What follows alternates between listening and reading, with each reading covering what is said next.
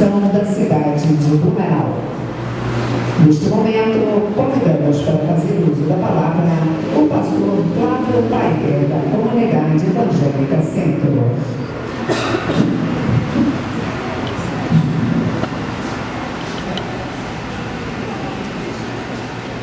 Nesta manhã, saúdo o prefeito, nosso prefeito municipal, Napoleão Bernardes, e em seu nome aqui também saúdo a todos os presentes, autoridades, pessoas que gostam de cultura e também das tradições do nosso povo.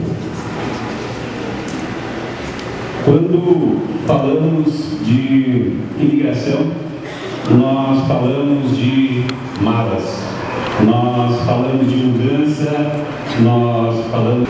E aqui não havia educação, não havia escolas normais, como nós as conhecemos.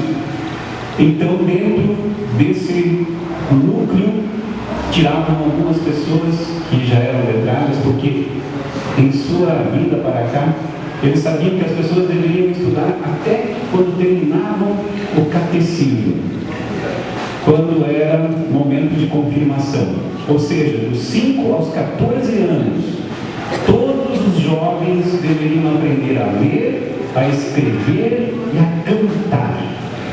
3 coisas que eram primordiais para poderem participar dentro de sua comunidade ativamente.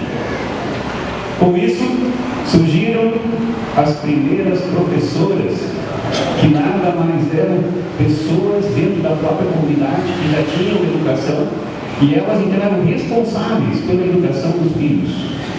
Com isso surgem outras coisas, pois surgiram então as primeiras creches, porque a professora tinha que cuidar também dessas crianças enquanto as educava.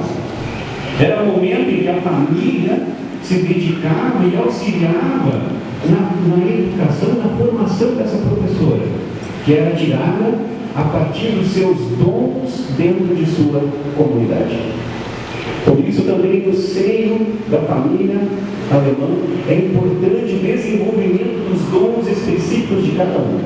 Para aquilo que a pessoa pode se desenvolver, isso deve ser maximizado. A importância de maximizar o trabalho, a educação de cada um naquilo que lhe pertence, naquilo que é importante em sua vida. Dentro dessa cultura trazida pelos alemães, também uma coisa que hoje se luta muito é pela igualdade entre homens e mulheres. A minha avó, ela nasceu em 1886. 1886. Quando ela tinha 20 anos, dentro de sua formação, perceberam nela que ela gostava de números. Então desenvolveram as atividades para ela, para que ela aprendesse matemática. E assim, ela, na época, deram o nome desse... Veio já com aquela experiência de visibilidade das outras colônias, dos seus problemas, e dessa forma, juntamente com um sócio que o trouxe consigo, e decide formar aqui uma colônia. Era o começo do processo de uma colonização organizada, não da forma como foi feita em Gaspar, de uma forma espontânea, mas ele então preparou-se. E é assim que nós vamos iniciar essa história do Grande Vale do Itajaí dentro de um projeto de colonização. E para entender então essas vivências de terras distantes, de ocupação pelos imigrantes, vem a pergunta: por que eles imigraram? A Europa não estava bem? O que estava acontecendo? Então, nesse tempo, a Europa vivia os reflexos do pós-guerra napoleônica. A Europa estava vivendo o advento da Revolução Industrial. A Europa estava vivendo uma fase de êxodo rural, uma fase de muitas pessoas em direção aos centros urbanos sem emprego. Eles não tinham terras.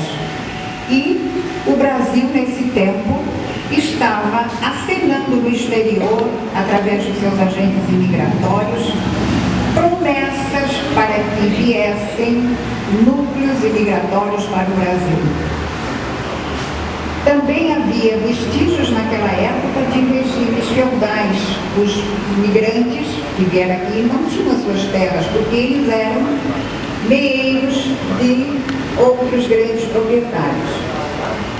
Dentro desse quadro que eu lhes mostrei, veio então agora aquele impulso de emigrar. A propaganda era grande lá na Europa. E eles vieram como soldados, mercenários, camponeses, artesãos, cientistas, pesquisadores, assalariados, entre outros. Basta nós olharmos para ele também como para outras regiões do sul do Brasil. Muito recentemente eu estive visitando a região da Alemanha e fiquei emocionada quando tive a oportunidade de visitar a cidade de Hamburgo, que era o porto principal de saída dos imigrantes. Quando vi o Elba, me emocionei, chorei, porque lembrei de muitas cartas que li, onde os imigrantes diziam: e assim deixamos o Elba, a nossa pátria querida, estamos entrando no Báltico para depois pegar o caminho da nova terra. O que nos espera? E assim nós vamos. Naquele momento eu me senti dentro da alma dessas pessoas. Realmente, foi uma mistura de sentimentos. Eu, uma caboclinha, lembrando, me posicionando dentro daquelas mentalidades. E essa sensação de angústia que provavelmente estava nas mentes dessas famílias, elas vieram com uma expectativa muito grande. E dessa forma, nós vamos ver que eles aqui vieram, venceram, lutaram. A sua história é cheia de acontecimentos de várias formas, de alegrias, de tristezas, mas eles souberam aproveitar as oportunidades e, como nós estamos vendo, assim nasceram as suas manifestações sociais, as suas manifestações culturais, as suas danças, os clubes de caça e tiro, os grupos de canto, a igreja, que foi tão bem colocada pelo pastor, que teve uma importância muito grande, a educação, a indústria.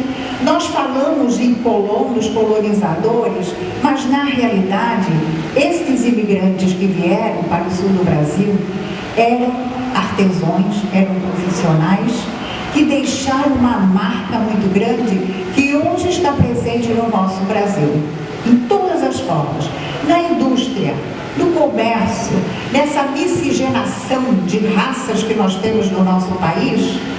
Nós então estamos presentes com essa participação do imigrante na nossa região e em todo o sul do país e também em outras regiões do Brasil. Portanto, 25 de julho é um marco que deve ser celebrado sempre e é esta a intenção da Fundação Cultural, juntamente com o Centro Cultural de 25 de julho, para manter viva esta continuidade desta participação, desta contribuição do imigrante alemão e os seus descendentes, que são eles os continuadores dessa história. Muito obrigada.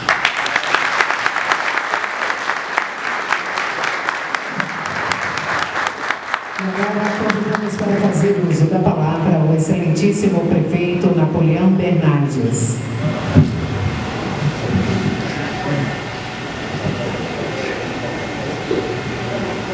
A nossa querida comunidade de Blumenau, mas também é motivo de muita alegria para todos nós acolhermos aqui pessoas que nos visitam do Rio de Janeiro, por exemplo, de Pinhalzinho, uma bela cidade catarinense.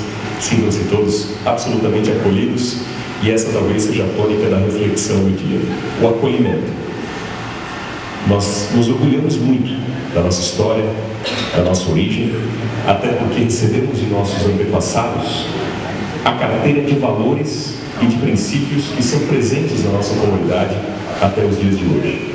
Na medida em que vimos de outro continente e adotando a nossa terra para colonizar, seguramente dessas pessoas das quais